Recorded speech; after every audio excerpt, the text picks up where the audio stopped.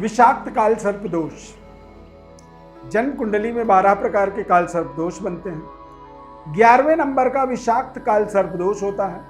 11वां number इसका इसलिए रखा गया क्योंकि 11वें घर में राहु, आपके जन्म कुंडली में 11वें घर में राहु और 5वें घर में केतु जब विराजमान होते हैं तो 11वें घर से लेकर 5वें घर तक या फिर 5वें घर से लेकर के 11वें घर तक जब सारे के सारे ग्रह विराजमान हो जाएं तो विषाक्त काल सर्प दोष आपके जीवन में बन जाता है। काल सर्प दोष दरअसल कई जन्मों के दोषों को संग्रह करता है, इकट्ठा करता है, और जब वो दोष भयंकर विकराल हो जाता है तो हमारे जीवन में काल सर्प दोष के रूप में उदित हो जाता है, यानी कि अपना प्रभाव बना लेता है। विषाक्त काल सर्प दोष का मतलब होता है कि ये काल सर्प दोष आपके जीवन में, जीवन के अंदर एक तरह से जहर घोल देता है, भयंकर जीवन का संघर्ष करवाता है।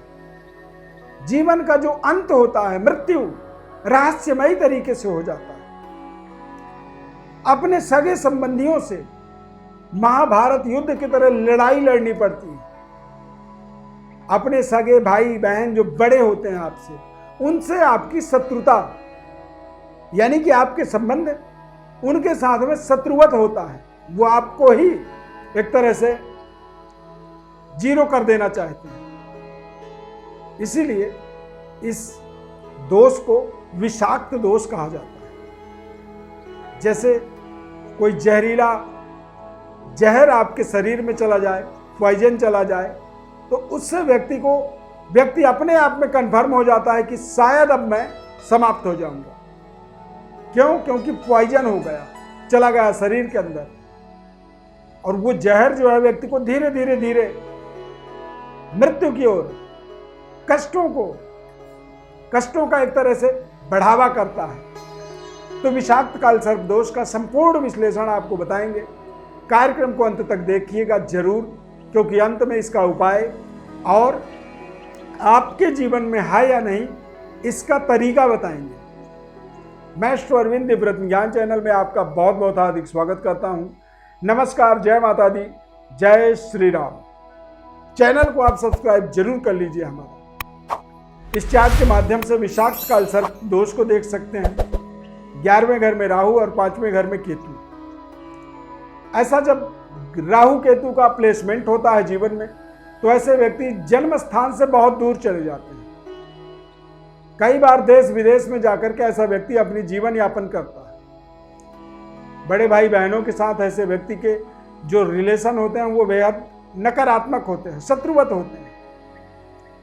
जीवन संघर्ष पूर्ण बीतता है, और ऐसे व्यक्ति के जीवन में आंखों से संबंधित, हृदय से संबंधित और अनिद्रा से संबंधित परेशानी होती है। ऐसा व्यक्ति रात भर चैन की नींद सो नहीं पाता है। आंखों की दृष्टि कमजोर होती है, और हृदय यानी कि श्वास से संबंधित ऐसे व्यक्ति को परेशानी होती है। काल सर्प दोष को डिक्लेयर करने से पहले ध्यान रखना आपके लिए बहुत जरूरी होता है कि सारे ग्रह राहु से लेकर के केतु तक या फिर केतु से लेकर के राहु तक विराजमान होने चाहिए। यदि शनि, मंगल और बृहस्पति ये ग्रह यदि आपके राहु केतु से बाहर चले जाते हैं तो दोष आपका खंडित हो जाता है। और ऐसे में ऐसा नहीं है कि केवल एक ग्रह बाहर हो जाने से संपूर्ण दोष समाप्त हो गया, पर वो दोष कम हो जाता है। आपके प्रयासों पर निर्भर करता है, आपके उपायों पर निर्भर करता है, और कई बार जब आप सही तरीके से इसकी रेमेडी को अपने जीवन में प्राप्त करते हैं, इसकी रेमिडेंस पर अपनी पूरी बुद्धि दिमाग को लगा करके आगे बढ़ते हैं, तो आपको फिर धीरे धीरे इस दोष से मुक्ति मिल जाती है। दो तरह से ये दोष आपके जीवन में प्रभावी होता है। यदि केतु से लेकर के राहु यानी कि 5वें घर से 11वें घर तक यदि सारे ग्रह विराजमान हो तो व्यापारिक कैरियर में तमाम तरह की बाधाएं आती हैं। यात्राएं कष्टकारक होती हैं और एक ऐसे व्यक्ति को विदेशों में जाकर के वहाँ के लोगों के द्वारा कष्ट या वहाँ की सरकार के द्वारा कष्ट मिलता है। कार्य क्षेत्र में अस्थिरता बनी रहती है और ऐसे व्यक्ति के जीवन में आमदनी जो है लगातार घटती बढ़ती रहती है। कभी तो बिल्कुल माला माल होता है व्यक्ति और कभी बिल्कुल कंगाल बन जाता है। क्यों? क्योंकि 5वें घर से लेकर के 11वें घर तक राहु केतु विराजमान होते हैं। अब यदि 11वें घर से लेकर के 5वें घर तक सारे ग्रह विराजमान हो जाएं, तो कहीं ना कहीं आपके पद प्रतिष्ठा में बाधा उत्पन्न करता है। कुटुंब परिवार की लड़ाई लड़नी पड़ती है अपनों के साथ ही, महाभारत के युद्ध की तरह। नौकरी को लेकर के अनिश्चितता का एक भाव जीवन में बना रहता है।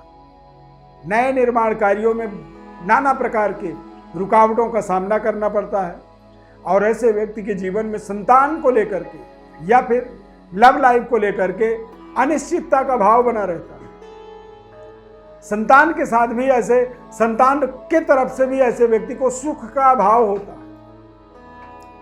तो इस तरह से इस विषाक्त काल सर्पदोष का आपके जीवन में प्रभाव बना रहता है। ठीक वैसा ही जैसे कोई फूड पॉइजन हो जाए, तो जब तक वो पॉइजन आपके पेट से बाहर नहीं निकलता है तब तक आपके पेट में दर्द, तकलीफ, परेशानी, लूज मोशन, नाना प्रकार के कष्ट से आप लड़ते हैं, जूझते हैं। तो ठीक ये विषाक्त काल सर्पदोष उसी तरह से आपके जीवन पर भी अपना एक विशेष असर रखता है। विषाक्त काल सर्पदोष के उपाय के रूप में ओम नमोस्तु सर्पेभ्यो जे के च पृथ्वी मनु जे अंतरिक्षे जे दिवितेभ्यः, ये नाग देवता का वेदोक्त मंत्र है। इस मंत्र का 108 बार आपको रोजाना जप करनी चाहिए।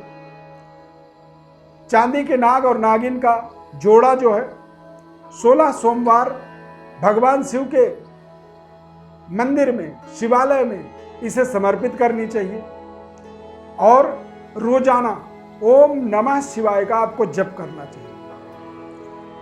महामृत्युंजय का भी 1.25 लाख अपने जीवन में जरूर प्रयोग करनी चाहिए। रुद्राभिषेक कर सकते हैं और रुद्राभिषेक जब भी आप करें तो गन्ने के रस से करें,